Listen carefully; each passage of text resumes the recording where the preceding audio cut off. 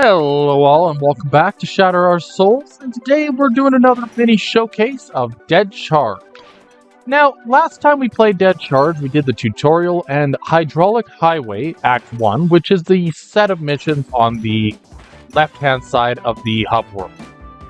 Now, my thoughts on this so far have been actually overwhelmingly positive.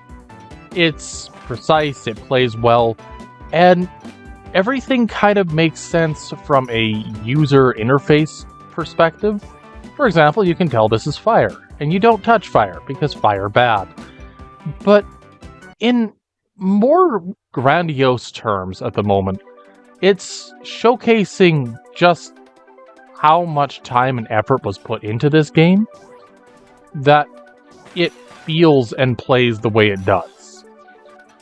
Anywho, the Hydraulic Highway Act 2, based on my experience, kind of feels like you're platforming through a water treatment facility. It seems a bit more on the indoor-esque variety of space. The traps involved are decent overall.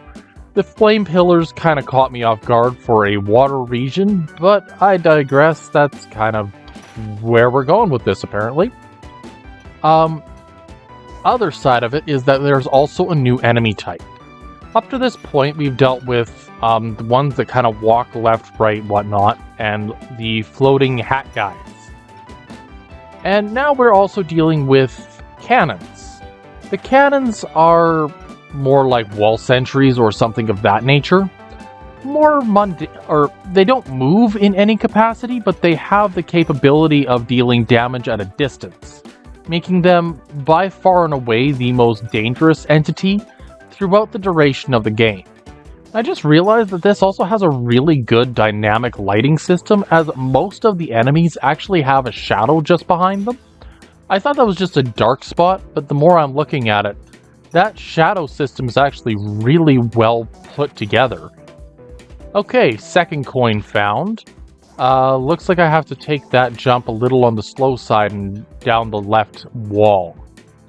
Not the end of the world, but it is something that I'm going to have to be aware of going forward. I'm also running a little low on batteries, so we're going to try to keep going here. Goal today is more or less to beat Hydraulic Highway Act 2, and showcase a couple other smaller bits and pieces. Now, I did get some confirmation on some information that I've been touching base on. As I looked into it, there are 7 main missions to the game. Little on the shorter side. These 7 main missions are all perfectly reasonable, they play well, etc., based on my experiences thus far. More than that, however, there are 3 challenge missions and the big bad of the game. The main developer of the game specified that there will be a final boss, something that I have yet to actually challenge in any conceivable fashion.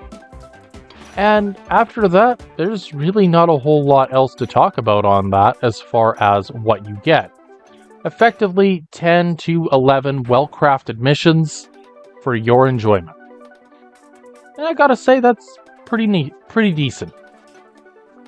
The, whatchamacallit, the, score system is kind of, more of a bragging rights system based on what I've caught. Every single one of the score system rankings, you get meh and excellence based on what I have seen so far. And meh just means that you weren't all that fast and you could definitely have room for improvement. Excellent is you just speedran the mission and it looked flawless and beautiful. The more excellence you get, the better off you're doing. Now, one thing I will mention is that this game is actually built with speedrunning in mind. I mentioned it last time, but I think it bears repeating. So, whenever you end up with that top bar full, your speed is increased. And ordinarily, that's as far as it would normally go in most games. But that increase in speed is actually really, really important, as it showcases what your aim is for a true speed run of the game. And your goal, for lack of better terms, is to run the game as if you were playing it for the umpteenth time, with as much high-speed hijinks as you can manage, keeping that bar as high as possible, simply to avoid losing that boost. Because if you lose the boost, you go back to your normal speed. And if you lose the boost, then you're not speedrunning anymore, are you? Anywho, that's kind of my thought process in a basic sense. I found all 3 of the coins at this point, so now it's all about execution. And execution seems to be my biggest flaw or weakness in games like this. But I think something that doesn't get mentioned about a lot of games is that certain games respect the player's time. Dead Charge is such a game that respects the player's time. It's expected to be beaten within about 3 to 5 hours. I'm giving it the 3 to 5 hours just because there is a learning curve within the gameplay itself, which is great, because it means that if you were playing the game start to finish in one sitting, you feasibly could.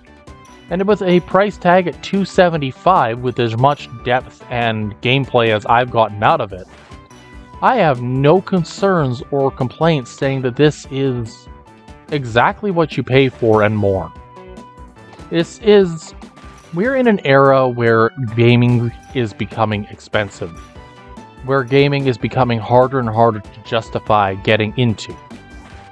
And Dead Charge shows that there is still hope for this pastime, because developers such as Basement Dweller Games are trying to take what we already enjoy and give it just enough of a twist to really showcase how much more we could get out of it. Anywho, with that, we're about halfway through the mission-ish at this point, and I think we're looking pretty good. Timing-wise, I'm about 1 minute, which I think I could easily get down a little bit. But I've also noticed that a lot of this mission is a tad more heavy-handed as compared to the prior one. There's a lot more, I don't want to say time waste, because it's not a waste of time to continue to try to play this game. Rather, there's a lot more ups and downs, and it's difficult to get a truly smooth run in comparison to what Hydraulic Highway 1 was aiming for. Now, if I know anything about gamers, we are going to find a way to make it as smooth as silk. And reality is that there's somebody out there that is going to make a mockery of my gameplay. But, based on what I've seen, we're looking pretty good. Okay, that was a little weird. The speedrun aspect of the game means that if you make an oopsie, it can very well be the end of the run. But unlike games like Super Mario World, where it'll boot you out to the main hub world and say, try again, this one says, we're not going to boot you out. We're going to put you straight back where you started to try again. Kind of think Super Meat Boy. And while that might seem like a weird comparison to make, Super Meat Boy and Celeste are the 2 platformers that I feel are the closest in terms of design philosophy to Dead Charge. They're both meant to be a little on the harder side, very precise, very good gameplay, but they break the mold in their own ways, with Meat Boy being brutal difficulty and high-speed gameplay, and Celeste being more about the precision of playing the game. Overall, no matter which side of the equation you fall on, I truthfully think this is going to be a blast.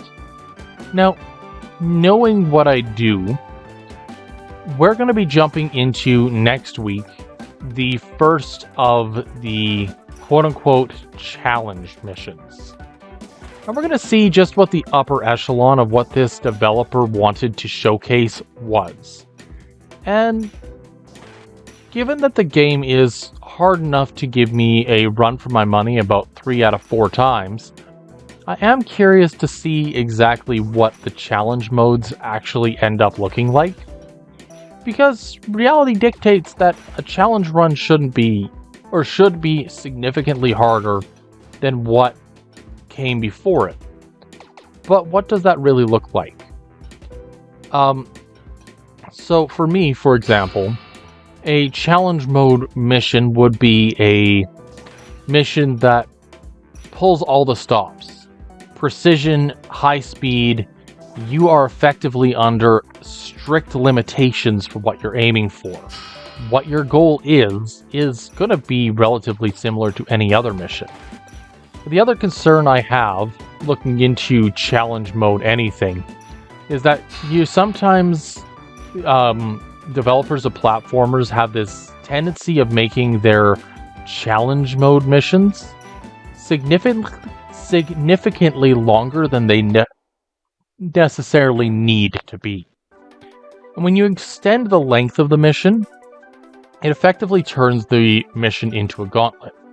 Think of, what is it? So Mario Galaxy 2's Grandmaster Galaxy.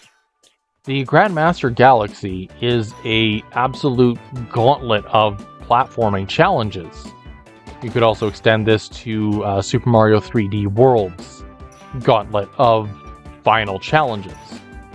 These two challenges are meant to showcase that there was more beneath the surface, you just had to go looking for it. My concern with it is that a high-end challenge like that can be incredibly fun, but it also has a very similar tendency to destroy the player's confidence, and maybe the player doesn't have necessarily the stamina to complete said mission. I know that the run in Super Mario 3D World was too much for me on a solo playthrough, to the point where I had a friend join in and we're like, yeah, let's do this and see what we can get into. And we ended up picking 2 characters that complemented one another's skill sets. One of us went with, I believe it was Peach, the other went with Mario. And they worked wonders. Like, we were able to make it happen. But the thing is that this challenge wasn't completable by either one of us individually. So, I'm curious to see where Dead Charge's challenge missions lie. My guesstimate is that it's going to be a little bit more of the same. I'm worried about the length, but we'll get to that at a later date. Anywho, with all of this in mind, we got about a minute left. So, if you've been liking what you see, drop a like down below. I'd love to see that. Drop a subscribe. While you're there, check out the links down in the description.